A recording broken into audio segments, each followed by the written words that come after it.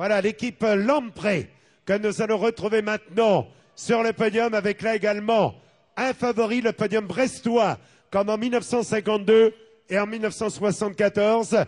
La Bretagne et ses départements accueillent donc le départ de ce Tour 2008. L'équipe Lamprey, elle est dirigée par Maurizio Piovani. Avec à ses côtés, il a été l'un des meilleurs sprinters du monde.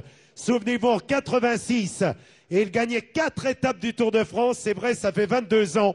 Je crois qu'on peut applaudir Monsieur Guido Bontempi, qui a été l'un des plus grands sprinteurs italiens, avec Maurizio Piovani. L'équipe est composée d'un coureur qui a connu le podium à Milan-Turin, Paolo Tiralongo. Le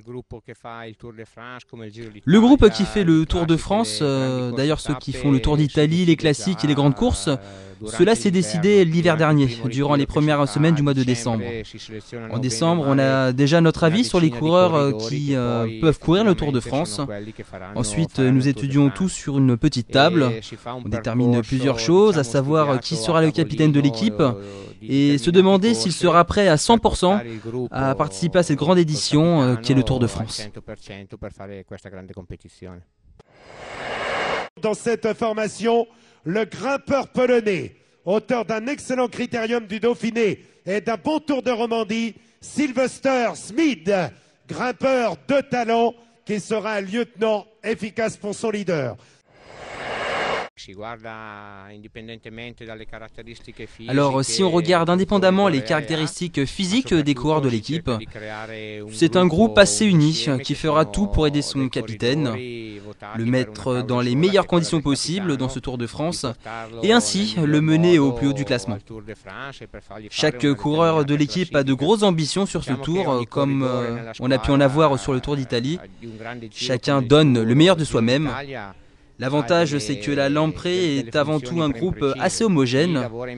Déjà, vu que nous avons commencé à nous focaliser sur le Tour dès l'hiver dernier, je peux vous dire que les coureurs ont vraiment créé une très bonne atmosphère.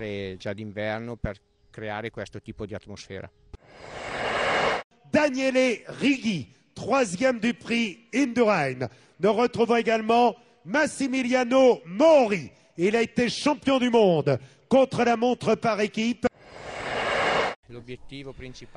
Vous savez, l'objectif principal de notre équipe, c'est de faire un bon classement avec Damiano Cunego. Bon, c'est vrai que la situation, au fur et à mesure des étapes, n'est pas très satisfaisante. Cependant, je dis toujours que le Tour de France, c'est une grande guerre.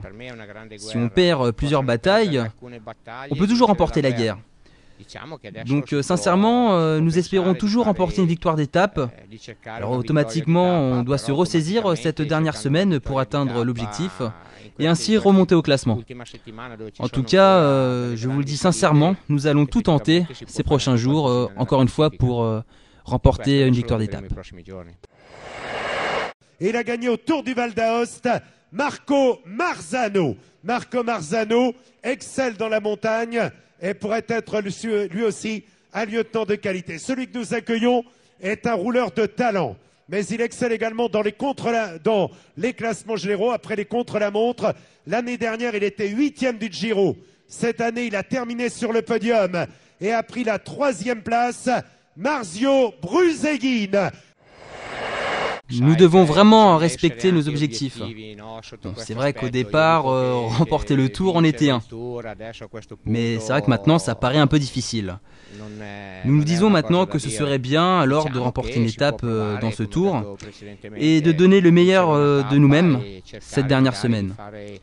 Nous avons vu Alessandro Ballan qui a réussi à décrocher une très belle 3e place. Certains autres coureurs de l'équipe ont également réussi de belles performances.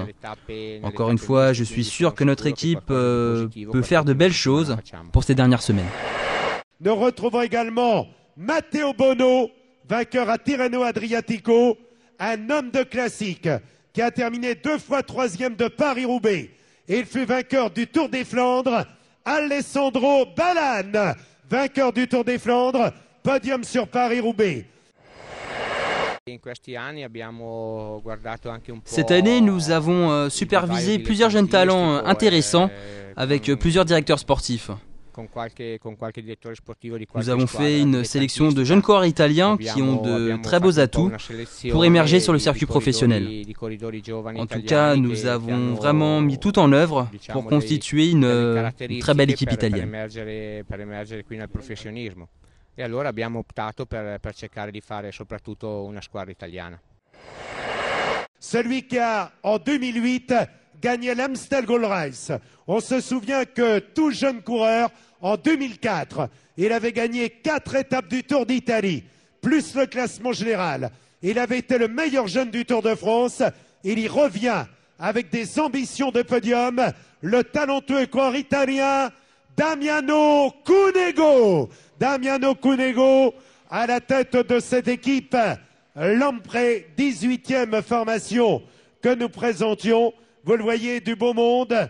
Merci messieurs, bonne chance. Le Tour de France, c'est bien sûr une très grande course. C'est une organisation très différente des autres. Il ne néglige absolument rien, du début jusqu'à l'arrivée. Tout est mis en place après les étapes pour que les coureurs rejoignent le plus vite possible leur hôtel. Pour moi, l'organisation du Tour est tout à fait irréprochable, peut-être même la meilleure au monde. Il